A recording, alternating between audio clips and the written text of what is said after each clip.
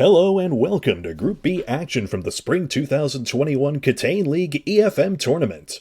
This week's 6 matchup sees Crazy Caleb take on Tepel. Remember, if you've never played Keep Talking and Nobody Explodes, watching this modded version of the game will probably be quite confusing, and we recommend you go to KeepTalkingGame.com to get the far simpler and extremely fun base game for yourself, and join us on the official KTaNE Discord, discord.gg/KTaNE. Going by the standings, this rates to be a close matchup. Crazy Caleb is on a 3-2 record, whereas Tepel has a 3-1-1 record of his own. In previewing the two lists of modules, it seems as though the two both have a number of modules, with lots of quirks and large learning curves. I expect that the bomb advantages will play a large factor in this competition. The format is always as a best of 3 bombs of 11 modules and 15 minutes each. Caleb has the advantage on the first bomb, where 7 modules will come off his list compared to Tepel's 3, with a staff pick rounding out the 11th module. Then the advantage will flip to Tepel similarly for bomb 2, and there will be no advantage on bomb 3. Whoever defuses the bomb with more time left wins. If either explodes, whoever disarms more modules wins. And if the solves are tied, the bomb is tied. The vetoes are in. Caleb blocked 2 doozies off Tepel's list, Regret Be Filtering and Heraldry, while Tepel said no thanks to Bartending and the boss module Simon's Stages. 2 modules I recall Caleb being able to solo easily and generate large time advantages on. With that said, it's Caleb's advantage on bomb 1. Let's watch together.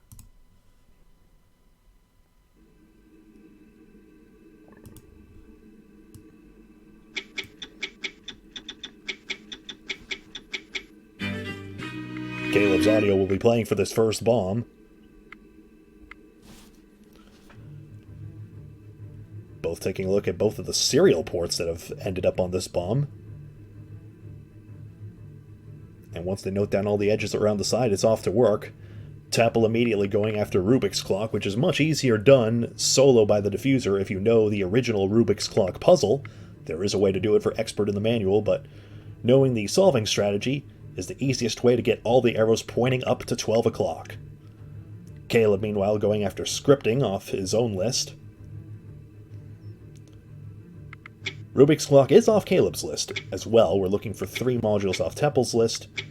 And I believe I found Color Math, which is the staff pick. Tepel, meanwhile, inspecting Kidney Beans, which is solved. Already 2 solves for Tepel, and 1 solve for Caleb as scripting comes in here.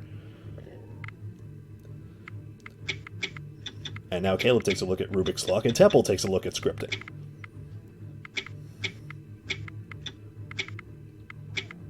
Tepel has to take away the 3... has to take a look at the 3 using directives, make sure he's using the right one, and then consider the right float, the right if statement, and the right on-solve method or similar.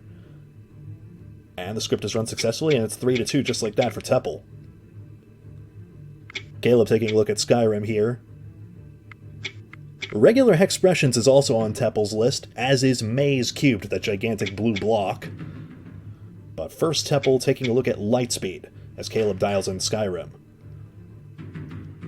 Already these 2 guys are off to a fast start. Both of these competitors fairly near the middle of their group in the standings here, as we near the end of regular season play and start heading towards the EFM playoffs. Caleb dialing in that last piece of information, the Dragon Shout, and Fusro Da it is. We're tied. Caleb would be looking for Simon's Stages at this point, were it not vetoed away by Tepel. Tepel did not contribute a boss module to the list at all. Each competitor was allowed up to 1 at most. Meanwhile, Caleb, already taking a look at Maze Cubed off Tepel's list, has to find the right 3 center coordinates, in this case purple, which started out invisible, and navigate the invisible walls in this 3D space, and immediately Caleb does that and takes the lead. Tepel is dialing in an encryption code and then moving away from Lightspeed. Interesting. Instead, Tepel switching to Necronomicon, as Caleb looks at Turtle Robot. Turtle Robot is a series of commands which is ostensibly drawing a shape on a graph paper, we'll say, through forward turns and drawing arcs through a turn. and there's 3 instructions that are bugged, which Caleb has to comment out. Tepel, you see, going through Necronomicon, looking through the page numbers in the strange Relian font. Someone is going to correct that pronunciation for sure. And Tepel's just got to find the right page number and keep the book open at that page. Caleb is commenting lines out successfully here. Perfect play so far. Remember, strikes do subtract time here as Caleb comes in with the 5th solve. It's Turtle Robot. Tepel taking a look at the staff pick of color math. Relatively simple compared to most of the modules on this bomb. And now Caleb inspecting light speed, which Tepel did not submit. Perhaps leaving the submissions for the end just in case there's a strike coming.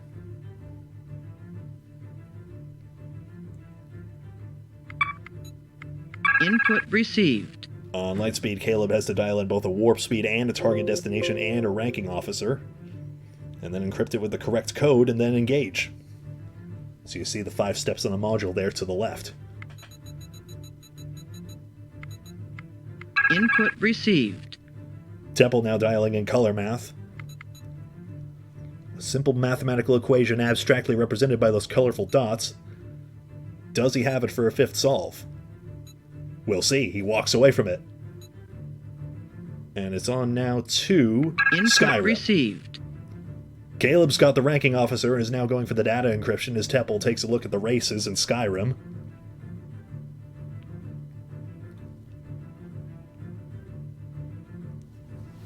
Now the weapons. 5-stage module there as well. In fact, we're looking at 2 Royal Flush 5-stage modules in a sense. Warp code is good for Caleb. Here comes the engage. Not the self-destruct, mercifully. That would be a quick end. Yes, Caleb has that right, and it's 6 solves. Remember, though, Tepel is walking away from modules, so we could see a flood in a matter of moments. If this pattern holds, Tepel might not submit Skyrim either. Caleb takes a look at color math now. Under 10 minutes remaining.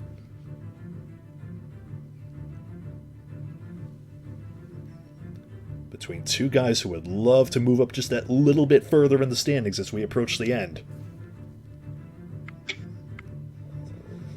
Tepel gets done entering Skyrim and does not submit. Now goes for regular hexpressions here.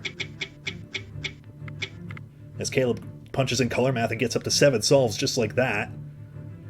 Tepel has to find the 8 words which are represented every time a separate node ends up at the topmost one. So the question mark at the top lights up the word where, and every one of those 8 nodes will have a different word. And then by looking up this series of cryptic symbols, unless you know regular expressions, in which case they're not so cryptic, Tepel has to figure out which words belong in that center column of 4, in effect, and then rotate it efficiently and submit accordingly. Caleb taking a look at Necronomicon here, up 7-4 seemingly on the scoreboard, but again, Tepel might have some submissions. Time will tell.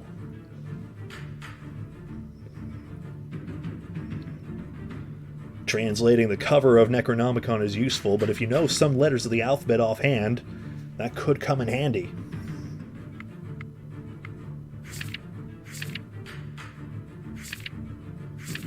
Leafing through the page numbers now.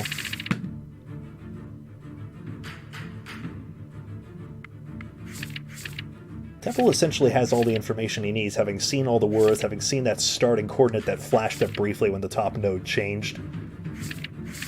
So Tepel's just thinking it over, and it is now punching it in.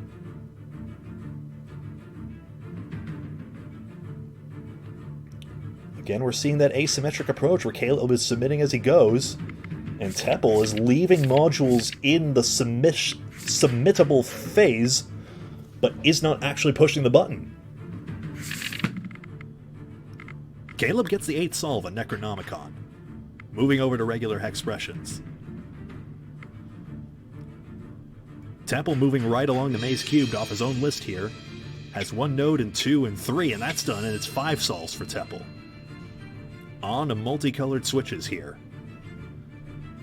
Lots of information to consider, as I've mentioned in broadcasts past.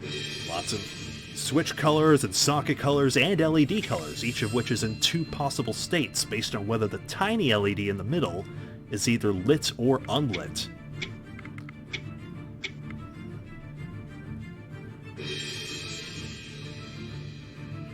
Caleb modules that did not appear on his advantage bomb include Corners, which is a tricky puzzle at times. Curse 00 is a fiendishly difficult puzzle. It's sometimes a time sink. Digital Dials, that's the Sean module in the Dials series. And we also did not see Schlogden Bomb, nor 10-button color code, nor waste management. Did the modules that appear on Caleb's bomb generate enough of an advantage here?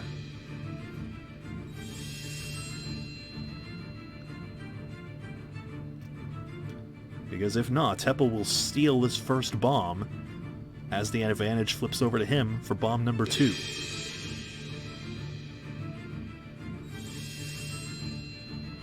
Lots of RGB calculations involved in multicolored, and Tepel gets the first switch correct. 2 and 3, and that's done. Tepel on 6 solves with more perhaps to come. Caleb dialing in regular expressions. Here it comes. Gotta get the right 4 in the center column here. Tepel scrolling through for an instruction and gets it wrong. Strike 1. Clock will accelerate now.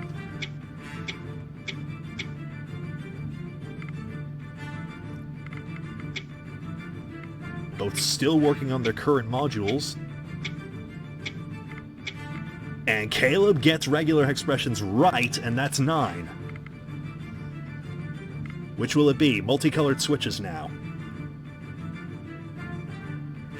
The module Tepel just got. Tepel just got 1 instruction done on Turtle Robot out of the 3 required.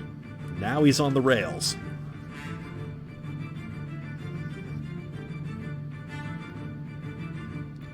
As the timers drift apart due to the strike.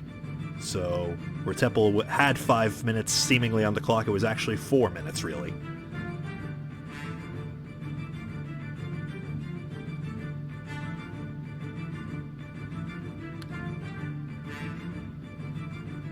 That's 2 for Tepel. And 3, and Tepel's got 7. Skyrim is in, that's 8. Here comes the Flood. Regular Expressions is in. Color Math strikes, though. Lightspeed, he'll engage. How is Lightspeed? It's done. 10 solves, but the timer continuing to drift away here.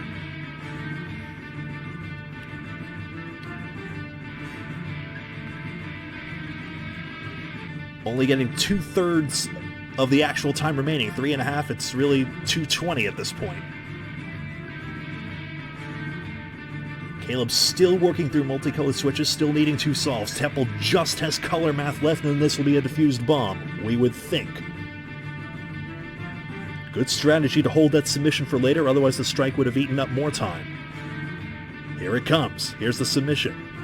And done, and Tepel has defused this bomb with 2:55. Watch Caleb now. Can he do it with more time remaining?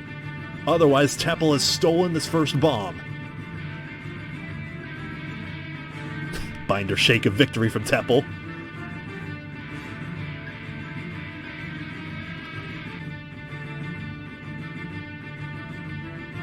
Does Caleb have this? There's 1. Yes, he's got 1. 2 more, and gets it. What's left? It's kidney beans. Nice guess. Gets strikes, and then solves it. And Caleb wins bomb 1 by 4 seconds remaining. Unreal. That's the thing about the beans modules. Sometimes you can just go at it, and if you've got the strikes to give, you can get a few wrong and still eventually end up with a solve. And there you go. Caleb using the module to his benefit, and that's bomb 1 to him. But now we'll plunge straight into bomb 2, and it is Tepel's advantage. Hexium conspicuously in view as the lights are out, and now the lights click on. Caleb up 1-0 in this best of 3, but Tepel looking to even that out here. 15 Mystic Lights, another puzzler off his selection here. That was the blue and yellow tiles you saw. Make them all the same color, and then no witch work required, just some puzzle-solving prowess, and Tepel's got some strategies down pat, and that's 1 solve straight away. Does Caleb? He's going to attack it as well, as Tepel takes a look at digital dials. What an insane end to that first bomb as Caleb gets 15 Mystic Lights done, and we're off and running in the second bomb as well. He goes for digital dials. Similar in standings, similar in approach. Aside from the fact that Tepel had that asymmetrical submission tactic in the earlier bomb, seemed like a good idea and nearly got away with stealing that bomb, were it not for Caleb's last-minute moment with kidney beans at the end.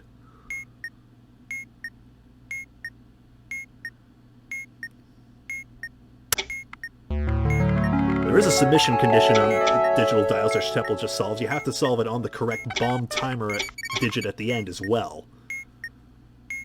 Caleb gets it as well, and we're tied 2-2. Tepel's gone for Curse 00 right now, which is off of Caleb's list. Rather surprising on his advantage bomb. He's gone for the enemy's profile list here, as Caleb goes for corners off his own list. Digital dials was actually the third off Caleb's list. Corners is done. Looking for the skewed slots. That's the staff pick on this module here.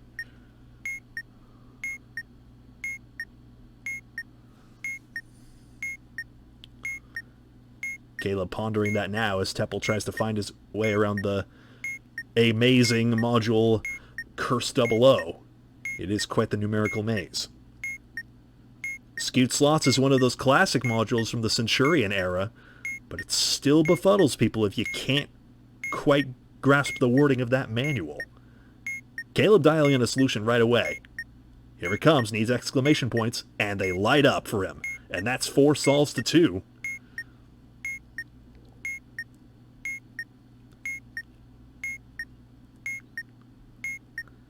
And Caleb, just looking at the face of the bomb, goes for 3D tunnels here. 3 symbols to find in this confusing 3x3x3 cube. Oh! Thought I saw something flash up. I beg your pardon. Caleb's starting at the heart, trying to find a line here. You know what it was? The red border around Caleb's frame, and I thought that was the status light. That's why I reacted so strongly. That's embarrassing. Tepel making some movement in Curse 00. Has he found his way? Caleb gets 3D tunnels done. Tepel gets CDO done. That module can be a heartbreaker if you don't find your way around, but he's managed it. 5-3 Caleb. And Caleb will go for Hexium right now. The objective of this module is to have the numbers surrounded by that many hexagons. So the 1 can only have 1 hexagon touching it, the 2 have 2 touching it, and we're looking for everything to turn yellow. If it's green, there's too few. If there's red, there's too many. Just like an old Flash game from ye olden days.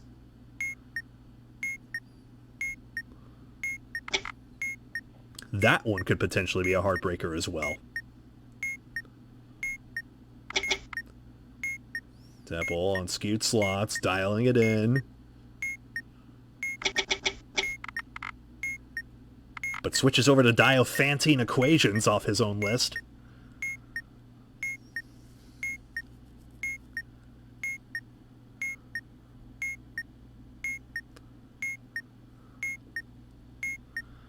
As Caleb wanders through CDO. 5 solves to 3 Caleb. Just over 10 minutes remaining on this bomb. Caleb up 1-0.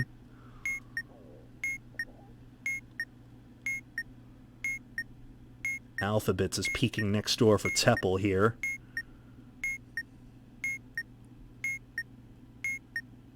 And I saw the blue-lettered Speaking Evil Cycle module here. That's Hill Cycle. One of the trickier mathematical calculations, but it is somewhat easy to optimize if you're familiar with it.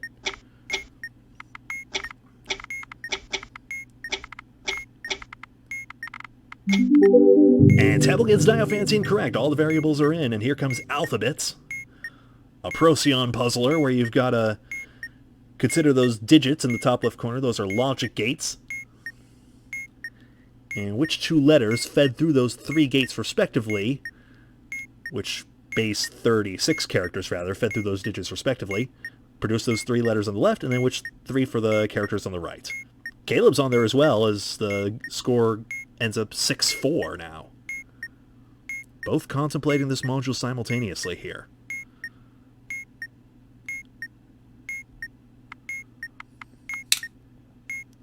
Tepel's got 1. 2 characters per stage. That's 1. There go the characters on the left side. Tepel working on the right side now.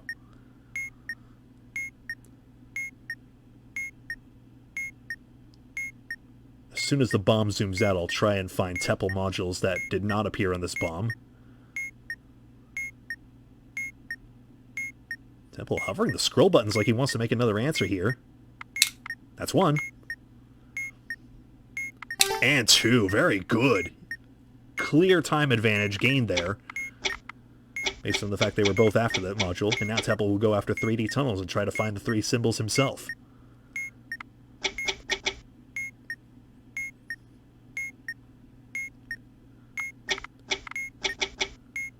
As long as he doesn't... He found the first symbol, just as long as he doesn't get disoriented in that maze, as Caleb continues to contemplate alphabets.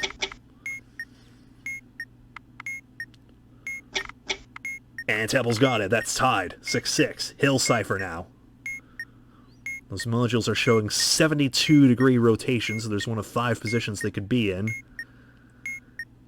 And this is a mechanic we've seen on a Sean Colorful Cipher before, but this is a confusing coefficient, if I recall correctly. Is it this one? Yes, it is. A confusing coefficient you have to calculate and then plug in order to get the right letters, and then carefully turn one word into another and output it in the other direction. As the bomb timers click to halfway through, and the solve counts halfway through.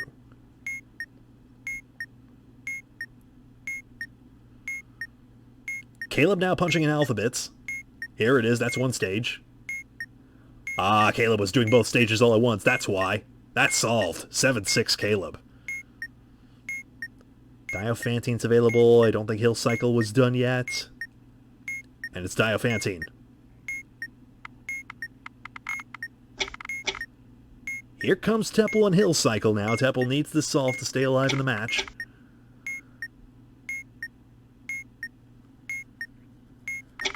Makes sense he's calculating them a pair of letters at a time. The way the equation works out, that's pretty optimal. And gets it. 7-all again. 7 choose 4, Hexium, corners. One other on the backside of the bomb remaining for him. Corners it is. Could be a relatively quick one if he finds the optimal route. As Caleb ponders Diophantine. 2 down, 2 to go. Nope. 7 choose 4 for Tepel here. 4 submissions have to be made by pushing the 4 buttons in the right order based on 4 different codes that these colorful LEDs are spitting out. One's doing Morse, one's doing a long blink code, one's doing a color code. And based on these colors and flashes, lots of different ciphers to consider. Good familiarity with this module means you're probably familiar with all its intricacies.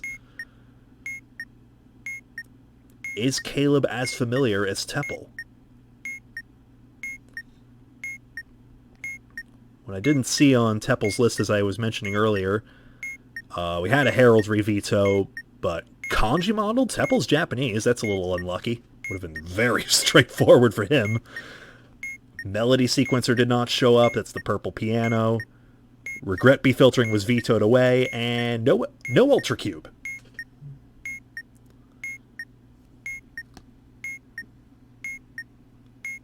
Here comes Caleb with the Diophantine submission. 3, 4 variables. No, and doesn't get it. Strike 1 to Caleb. Will he give it another go?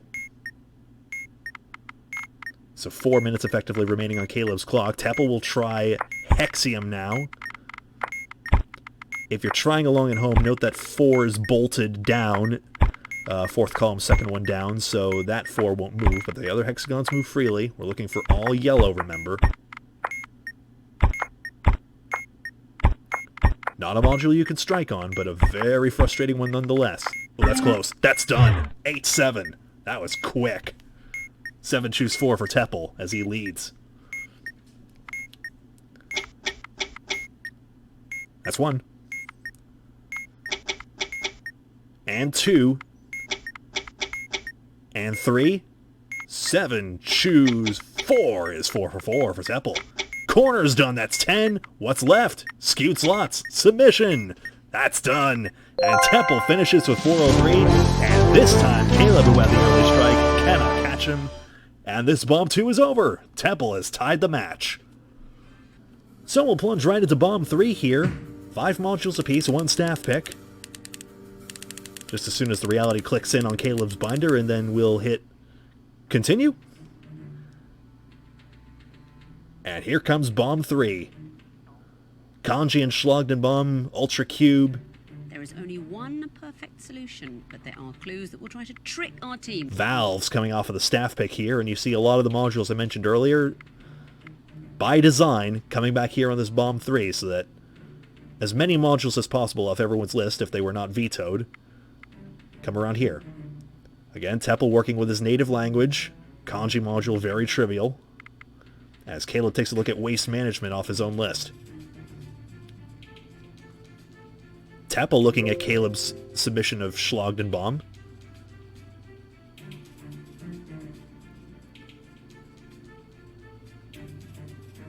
And we've got a couple of contemplative mathematical modules, both involving the edge work around the bomb, to start out here.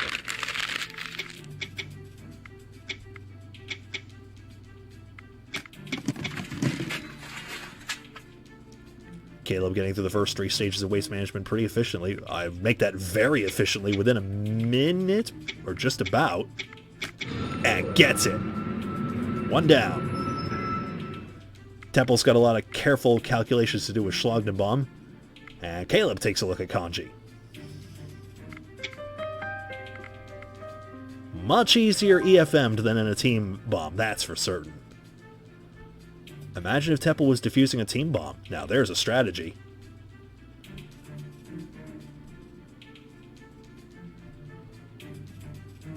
Tepel is looking for a number of games in Schlagdenbaum based on the German game show Schlagdenrab.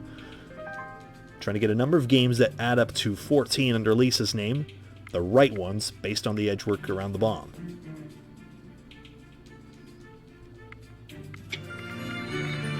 Caleb gets Kanji done, and it's 2 solves to 0 for the time being. And he takes a look at Schlagdenbaum. Multicolored switches you see also in view on the right side. Who will take this 3rd decisive bomb?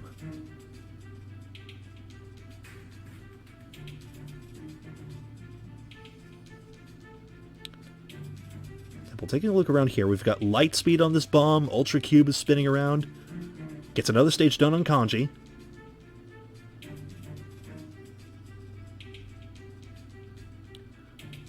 Who will start submitting it first?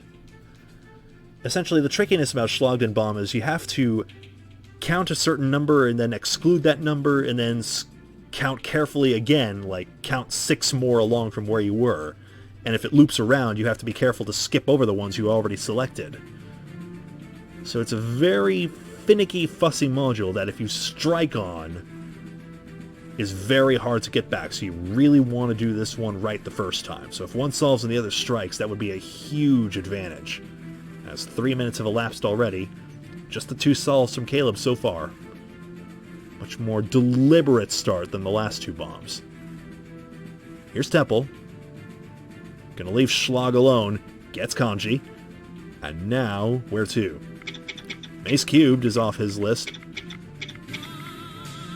Caleb goes for Schlag right away and gets it.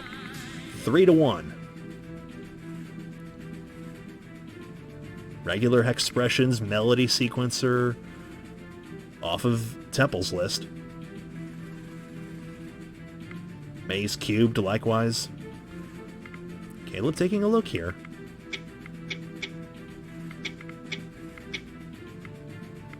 That's 1. 1 of 3, as you see the colorful dice lighting up in the bottom right corner. That's 2. Very efficiently done. 4-1 Caleb. Tepel submits valves and gets it for 2. Caleb looking at 10-button color code. It's another finicky 2-stage module. have to go through 10 rules, and that first rule you have to do twice. Tepel gets 1 stage on Maze Cubed. Orange and yellow. We were looking for blue on the last one, if I recall. And gets it. 4-3. Caleb keying in 10-button color code, first stage. And Tepel will try light speed here. Light speed off Caleb's list.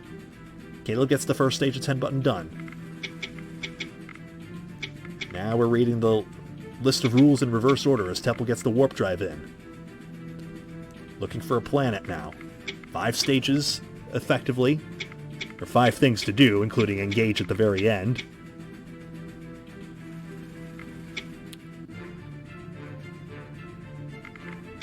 Close match. Close in the standings. This is about what we expected going into this. Tepel has a destination. That's not it. And Caleb strikes on 10-button color code. Does not reset on a strike. Caleb will have another go at this. It's the same exact configuration. But it's such an easy module to strike on, even if you're familiar with it. So many fussy rules. Very understandable.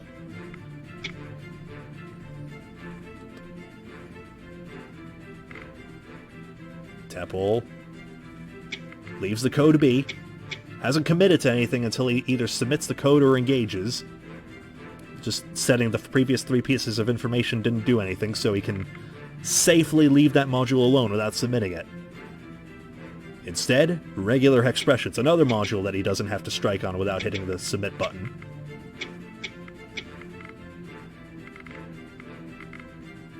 Just dial in those 4 symbols along the center axis and then just leave it be. We might have another asymmetrical finish.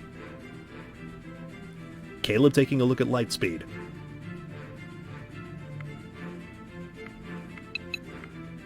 Input received.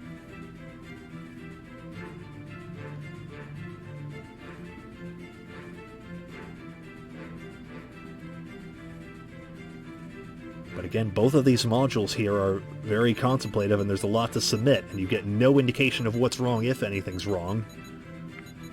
Input received. So a strike on either of these modules could be decisive. A lot of modules full of complicated submissions.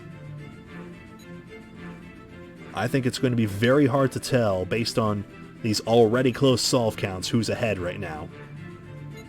Input Especially received. since Tepel has already banked 1 module's cash-in already.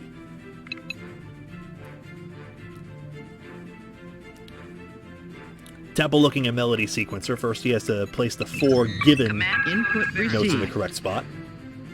Caleb engaging Lightspeed. Is it right?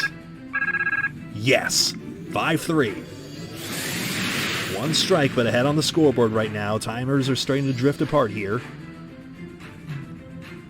Tepel striking on Melody Sequencer. That's 3 strikes. Oh my goodness. That timer is ticking down at a rapid clip. And suddenly the complexion of this whole bomb has changed. Caleb gets valves and it's 6-3.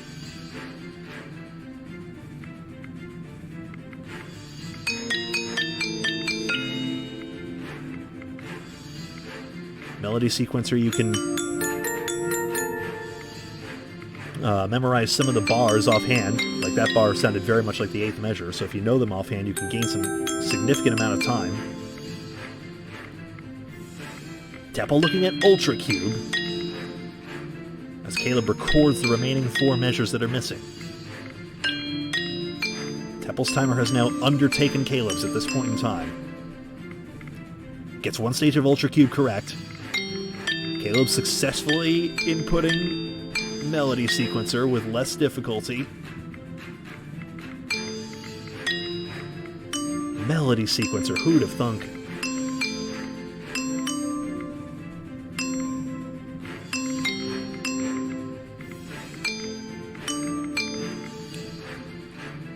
And that's done on Ultra Cube.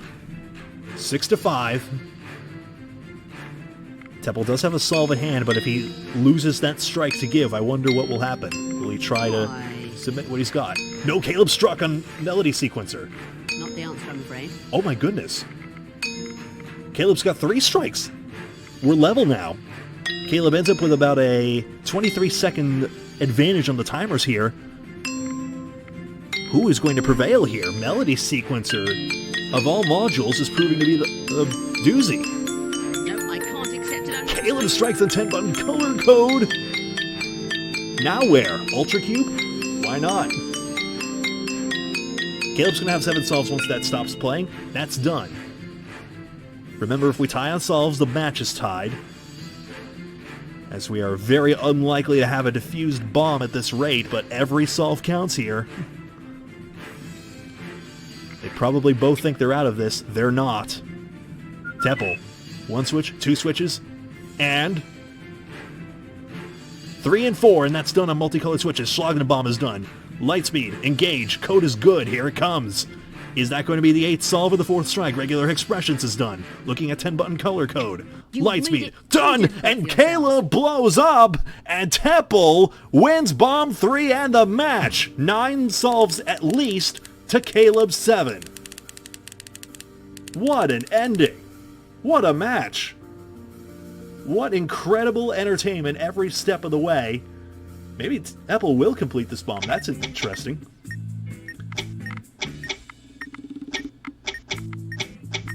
We switch over to Tepel's audio, and he gets the first stage. Sometimes it's the simplest things that trip you up. Melody Sequencer with its tiny, microscopic, pea-sized keys, which I think is just a cute feature of the module. I do not mean that disparagingly, but how frustrating it must be for that to be the undoing.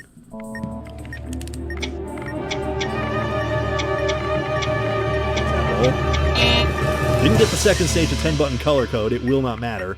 Waste management. Did not get it. Was trying for an all-0 solution. Might as well try and fluke it.